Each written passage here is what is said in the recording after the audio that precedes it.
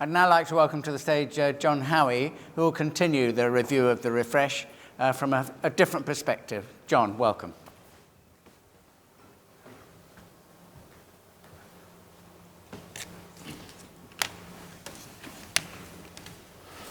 Good morning, everyone. I have to say I'm here today despite the best efforts of the gods of public speaking, because first of all I left my speech in the office in Rosyth yesterday, and then I left it in the office over there, so someone was trying to tell me something. You can decide at the end whether they should have succeeded or not. So as Rex said, I wear a number of hats in the maritime industry. The one today is the industry co-chair of the Shipbuilding Enterprise for Growth. And as you know, the SEG was announced as part of the National Shipbuilding Strategy Refresh, and the government asked us to be really clear-sighted about what challenges the sector faced and how to set out the industrial outcomes that we wanted. And the forum brings together government and industry with a mandate to drive actions and to make sure that industry is taking steps to play its part in delivering the National Shipbuilding Strategy. And it includes representatives from right across the enterprise, but they're there representing a sector, not a company. We were really clear that we didn't want this to be effectively a sort of a talking shop for industry reps. People there represent a sector of the industry, be it leisure, be it commercial maritime, be it research and development, academia, etc.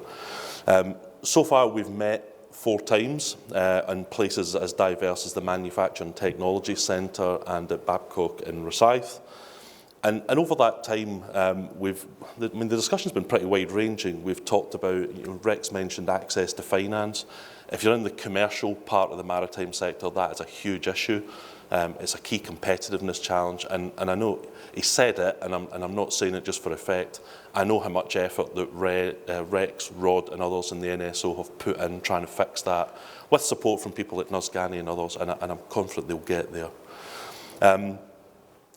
We're also conscious of this big skills piece in shipbuilding and in broader maritime, and the links with the UK Shipbuilding Task Force that Paul Little chairs, and Paul's done a great job with that, and I think you'll hear from Paul later. He'll do his regular song and dance routine, so watch out for that. And I think, what would I reflect on it? I think the discussions have been really valuable. I think we've laid a lot of groundwork for where the sector wants to go. But now, it's time for action. So we've had a year of basically laying the foundations, understanding, as Rex said, where our priorities are, and now we've got to get rubber on the road because time is marching on. And the SEG ultimately is all about industry and government demonstrating leadership and representing the interests of a sector that's absolutely vital to the UK economy. You saw some of the numbers in the video. And of course, as part of that, we also need to think about how we generate the next group of leaders, the next generation of leaders who will take the industry forward. And when you look around the room, there are too many people that look a bit like me, unfortunately for them. There's not enough diversity and there's not enough youth in the industry. And so one of the things that we've been doing in the SEG is setting up a shadow board. And the shadow board is there to provide advice, insights, and actually challenge to the SEG on what we're doing or they decide that we're not doing. And I'm delighted that for the first time we're able to announce who the shadow board members are today, and hopefully a picture should appear on the screen, if I'm really lucky.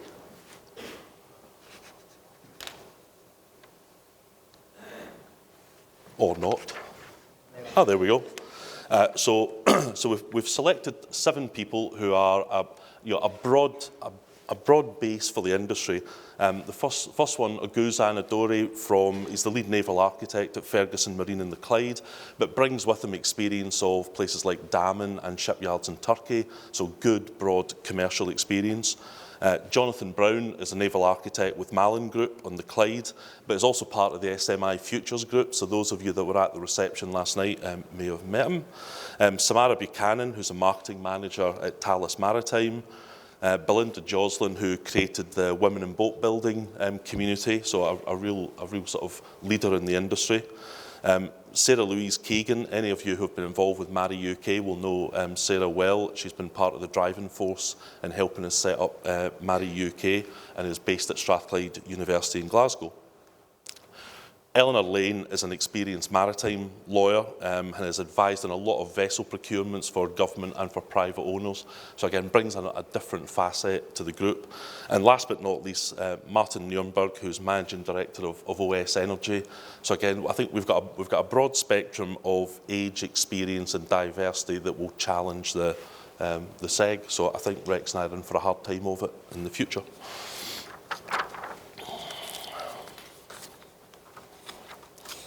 So Rex mentioned the priorities. A year on from the refresh being published, the SEG really needs to start demonstrating tangible progress. And to achieve that vision, and if you remember, the vision was a globally successful, innovative, sustainable UK shipbuilding enterprise. There's lots of moving parts that need to come together. However, the SEG really needs to focus on where it can add value, and therefore we've defined our priorities for the next year on that basis. And I realise there's a lot of important issues to address, but we need to focus our efforts and avoid duplication. So one of the big areas is around task and finish groups. We established 2 task and finish groups, and the first one is lovingly called Shipyard of the Future. And that's about trying to create a model for a modern, efficient shipyard drawn on advanced manufacturing technologies like robotics and automation, digital integration across the broader supply chain. And the aim really is to create a sort of like an exemplar shipyard to drive increased competitiveness, increased productivity, and demonstrate how those new technologies can enable profitable, cost-effective shipbuilding. And of course, we're not trying to build a physical shipyard that people can go look at, but to build a model using things like digital twinning, value stream mapping tools that people can pick and choose from, depending on whether they're in the leisure sector, building in GRP, or they're building warships out of thin steel, or larger commercial vessels, etc. So there'll be something in it for everyone. The group's chaired by Dr. Clive Hickman from the manufacturing and technology sector, and the Catapult, and brings together representatives right across shipbuilding sector with years of experience.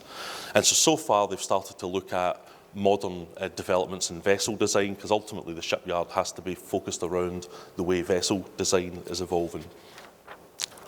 We've secured funding from the High Value Manufacturing Catapult to look at where those advanced manufacturing and digital technologies can be applied, both in the short, medium and the longer term, and to look at where things like value stream modelling, simulation, digital twinning can support shipyard productivity.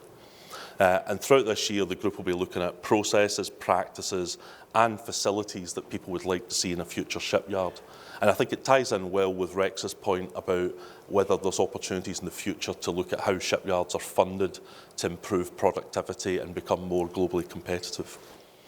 The other place we've been looking at is something called Centres of Excellence. It does what it says in the tin.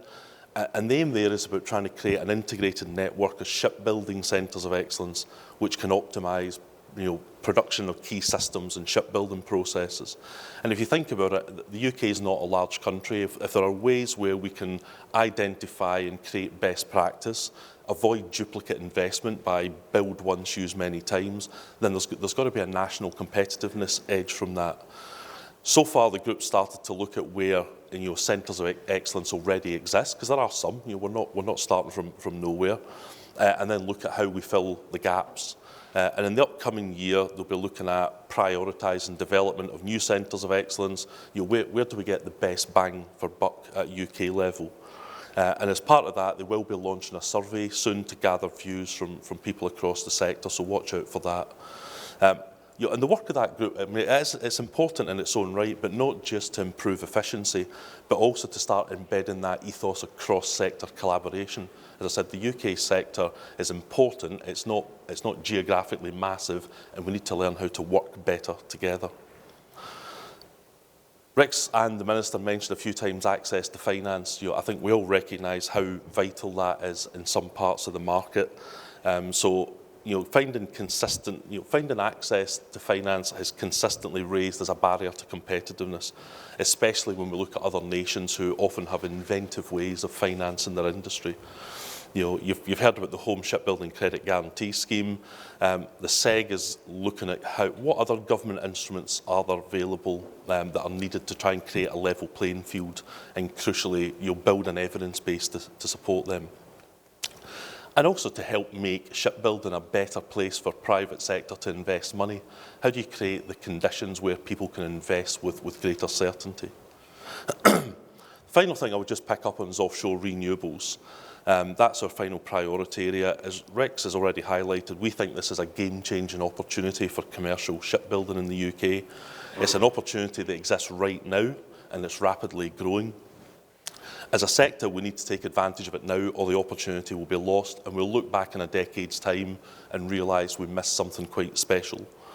And to make the most of that opportunity is going to need a step change in the competitiveness of the sector and the various elements that we've covered under the refresh, to bring those together and add to it the funding that's available through UK Shore and the work of the Task and Finish Group. So it's going to have to be a genuine industry-wide effort. The marketplace is crowded. Vessel build is only one aspect to that. It's part of a broader, complex supply chain, but it is important, and we need to look across the whole of that. So, conclusions before I also get the yellow card. The whole point of the SEG is to try and bring together all the parts of the enterprise. It's not perfect yet. We're still trying to find our feet. We've had 4 meetings. We'll learn with each one, and we try and improve.